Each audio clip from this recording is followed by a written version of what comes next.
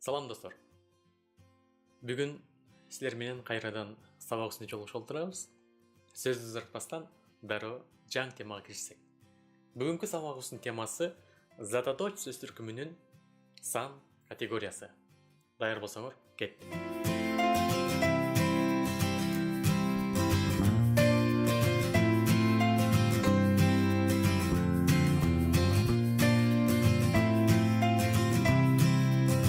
Эгерде эсиңерде болсо, биз буга чейинки сабагыбызда зататоч сөз түркүмү тууралуу сөз кылып жатканда, зататоч сөз түркүмүнүн 4 категориясы бар дегенбиз. Биринчиси сан категориясы, экинчиси таандык категориясы, үчүнчүсү жак, төртүнчүсү жөндөмө категориясы. Мана ошолордун ичинен биринчиси бул сан категориясы. Сан деген бул эмне? Албетте, сан деген бул эсеп, тактык, көптүк жана аздык. Биз сан категориясына киришип жатканыбызда эң негизги болгон эки түшүнүк тууралуу билсек, үйрөнсөк, теманы өздөштүрүп деп эсептесек болот. Алар кайсыл түшүнүктөр? Албетте, биринчиси жекелик сан, экинчиси көптүк сан. Жекелик сан деген эмне? Жеке деген эмне? Албетте, жеке деген бул бирөө же жалгыз деген туюндурат. Бирөө же жалгыз. Эгерде биз кайсы бир затты айтканыбызда көз алдыбызга бир гана анын жалгыз экендигин туюнсак, түшүнсөк, демек бул жекелик сан болуп саналат. Албетте. Айтып көрөлү, үй дейли. Үй дегенибизди эмнеден элестетебиз? Албетте, биз үй дегенибизде көз алдыбызга жалгыз жеке үйдү элестетебиз. Көп үйдөн эмес. Дарак дейли. Бул дагы да болсо жекелик сан. Анткени биздин көз алдыбызга жалгыз бир дарак келди. Демек, оңой. Бардыгы жеңил, бардыгы оңой. Ал эми зататоштун көптүк формасы. Көптүк сан кантип жасалат? Албетте, бул жерде бизге жардамга келген лар мүчөсү. Лар деген жалгыз мүчө дээрлик бардык зататоч сөздөрдүн көптүк формасын уюштурат. Лар дээрлик бардык зататоч сөздөрдүн көптүк формасын уюштурат. Ушул жерден дээрлик деген сөзгө өзгөчө басым жасайбыз. Эмне үчүн дээрлик деп жатканыбызды кийинчерээк алдыда түшүндүрүп өтөм. Айтмакчы, дээрлик бул биз күндө жашообузда байланып жаткан почти деген сөздүн кыргызчасы. Эске сактайбыз жана пайдаланабыз. Анда дароо мисалдарга кайрылалы. Адам, адамдар, тоо, тоолор, дос, достор, чымчык, чымчыктар, жылдыз, жылдыздар, жазуучу, жазуучулар. Кыскасы, ушул бир нече мисал менен баары түшүнүктүү болуп калды окшойт.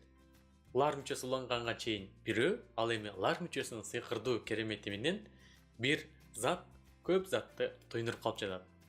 Албетте, математикада көбөйтүү менен кошуу көбөйтсө, ал эми кыргыз тилинде лар мүчөсү зататошту көп экендигин туюндуруп турат. Ушул жерден дагы бир маселени чече кетели. Эгерде эсиңерде болсо, биз буга чейинки сабактарда, тактап айтканда, фонетика бөлүмүндө ассимиляция, диссимиляция жана ошондой эле сингармонизм деген темалар жөнүндө сөз кылып жатып, мына ошол жерде табыштардын өзгөрүүсү, окшошуусу, окшошпай калуусу жана үндөшүүсү тууралуу сөз кылганбыз. Эгер эсиңерде жок болсо же кызыксаңар, көрсөтүлгөн шилтеме боюнча дагы бир кирип байкап көрсөңөр болот. Биз муну айтып жатканыбыздын себеби, мына ушул лар деген мүчө, ушул жогоруда аты аталган фонетикалык мыйзамдардын негизинде лар, лер, лор, лөр, дар, дер, дор, дөр, тар, тер, тор, төр болуп бир нече формага өзгөрүлүп кетет. Анда аны мисалдар менен далилдейбиз. Тала, лар, талалар, эне, лар, энелер, төө, лар, төөлөр, тоо, лар, тоолор, ат, лар, аттар, ит, лар, иттер, тоок, лар, тооктор, өрдөк, лар, өрдөктөр, адам, лар, адамдар, келин, лар, келиндер, топоз, лар, топоздор, сөз, лар, сөздөр. Бул мисалдардын негизинде баары түшүнүктүү болмок окшойт. Эми биз башында айткан дээрлик деген сөзгө токтолобуз.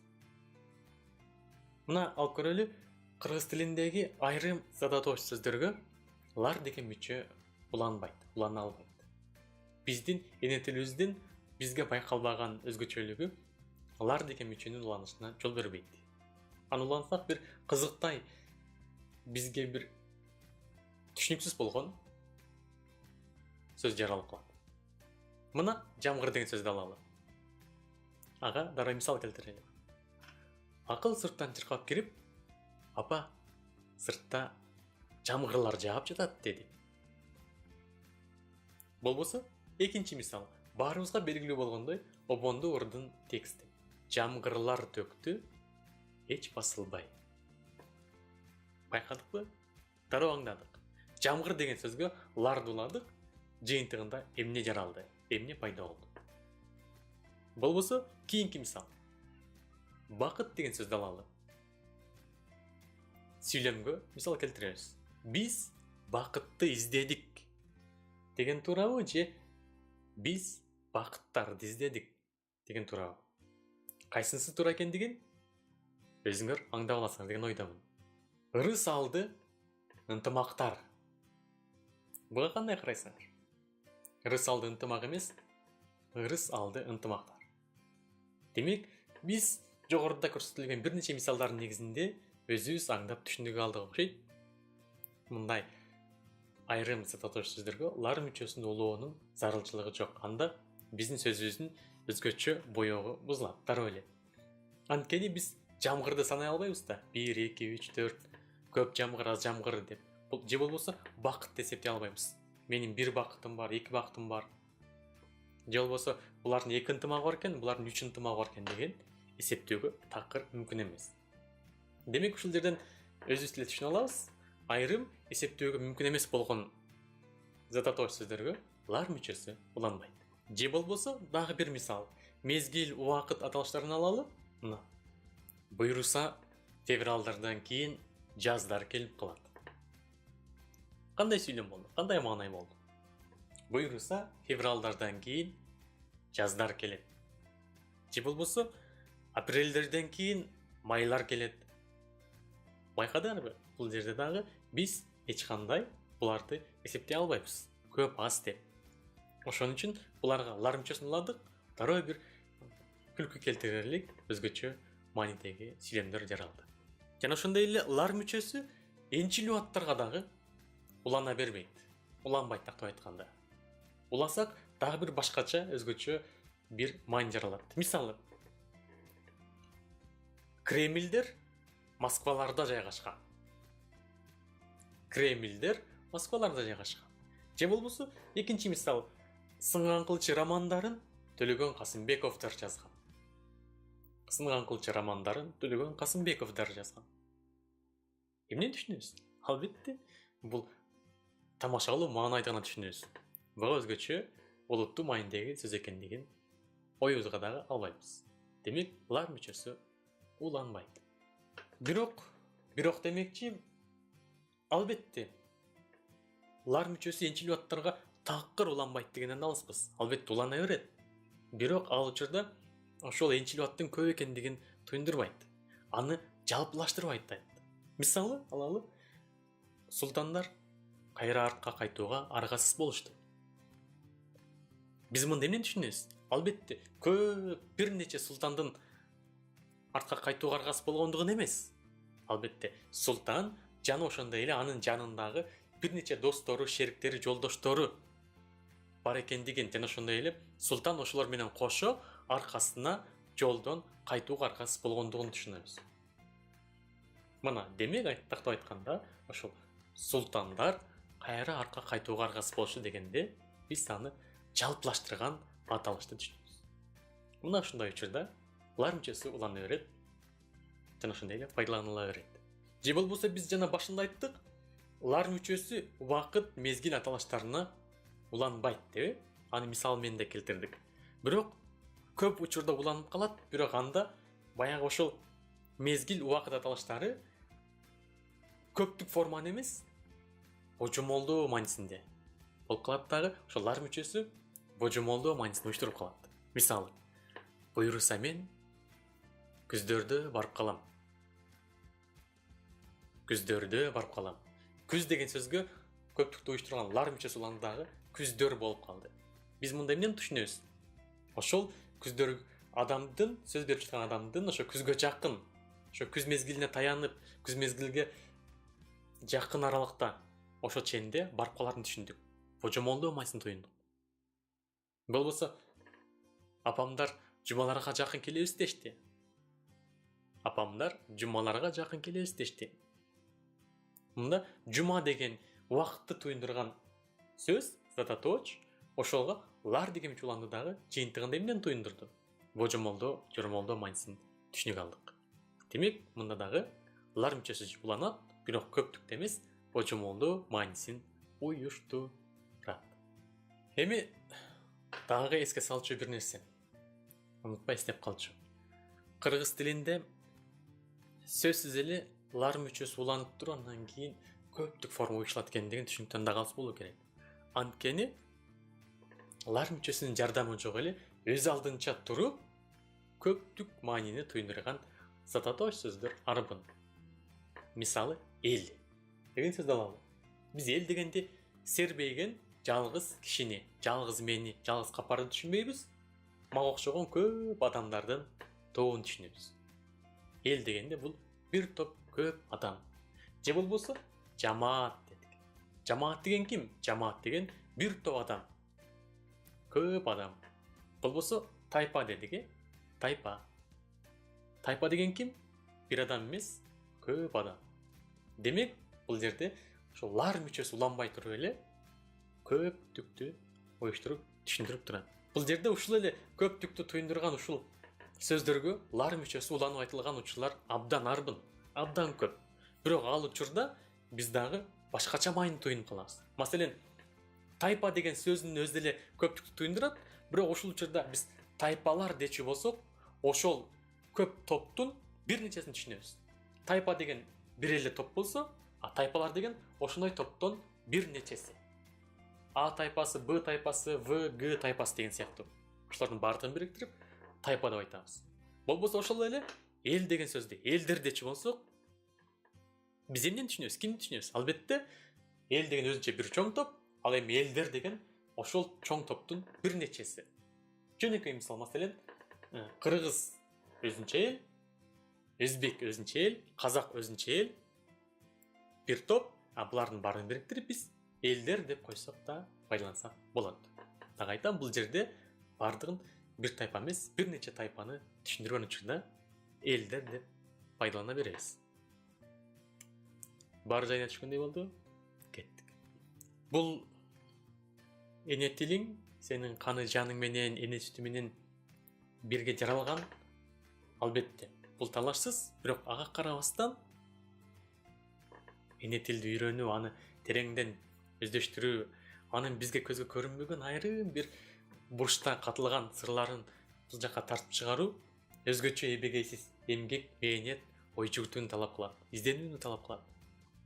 Математикада ой жүгүртүү изденүү канчалык зарыл, керектүү, башкы боло турса, эне тилде дагы, кыргыз тилде дагы ошондой. Мына кыргыз деген сөздү алалы. Биз кыргыз дегенде кимди түшүнөбүз? Бир адамды түшүнөбүз. Маселен, мен кыргызмын. Сен кыргызсың. Бирок ушул эле учурда биз кыргыз дегенибизде айрым учурда бир эле адамды эмес, бир нече бардык кыргызмын деген бардык 6-7 миллионбу, 8 миллионбу, 10 миллионбу адамдын баарын түшүнүп калабыз. Мисалы, кыргыз бири-бирине буттос боюнча жашай албайт экен го. Мына мисал берилди. Кыргыз бири-бирине буттос боюнча жашай албайт экен го. Биз мында кимди түшүнөбүз? Бир гана мени капарды эмес, же эшмат ташматты эмес, бардыгын, бардык бир катаандык элдин бардык кыргызды түшүнөбүз. Бул жерге лар мүчөсүн улаган жок, кыргыздар деген жок, жөн эле кыргыз деп койду. Демек, бир улутту түшүндүк. Кыргыздар десе деле боло берет, бул ката эмес. Же кийинки мисалы бирөө мактанып жатат. Өзгөчө мактанып жатат. Кудайга шүгүр, Короо толо кой бар, сарай толо уй бар. Биз мындай эмнени түшүнөбүз? Бул жерде караңылы, кой, уй деген сөзгө көңүл бурабыз. Бул сүйлөмдө кой менен уйду карап туруп, буга лар мүчөсү уланбай калыптыр. Демек, мактанган кишинин короосунда бир кою, сарайында бир уйу бар экен деп түшүнбөйбүз. Албетте, короо толо кой бар, сарай толо уй бар дегенде көп кою, көп уйу бар экендигин түшүнөбүз. Эмне үчүн лар мүчөсү уланган жокко? Анткени бул жерде кой, уй дегенге чейинки толо деген сөз көп экендигин уюштуруп жатат. Мана ушул баарын жайына түшүрдү. Дагы бир нерсе, маселен, эгер кайсыл бир зататоочко экинчи жакка таандык мүчө уланса, зататооч сөзгө таандыктын экинчи жакка таандык мүчөсү уланган учурда лар мүчөсүнүн биринчи тыбышы түшүп калат. Түшүнүксүзбү? Албетте. Мисалдарга кайрылалы. Акчаң, китебиң, досуң. Буга акчаң деген сөзгө ларды улайбыз. Китебиң деген сөзгө ларды улайбыз. Досуң деген сөзгө ларды улайбыз. Жыйынтыгында эмне болду? Жыйынтыгында албетте китебиңлер эмес, китебиңер. Досуңлар эмес, досуңар. Акчаңлар эмес, акчаңар. Байкадыңарбы? Экинчи жакка таандык акча деген сөзгө ың уланды. Дос деген сөзгө ың уланды. Китеп деген сөзгө ың уланды. Китебиң, акчаң, досуң. Аларга лар уланды. Жыйынтыгында китебиңер, акчаңар, досуңар. Демек, лардын биринчи тыбышы түшүрүлүп айтылат. Ошон үчүн айрым учурда ушундай кырдаалдарда ушуну эске алуу зарыл. Мына достор, азбы көппү биз бүгүн кыргыз тилиндеги зататооч сөз түркүмүнүн категорияларынын бири сан категориясы тууралуу азбы көппү сөз кылдык. Калганын өз алдыбызча изденип, таап, үйрөнүп алабыз деген ойдомун. Ал эми кийинки сабакта жолугушканга чейин сак саламат болгула.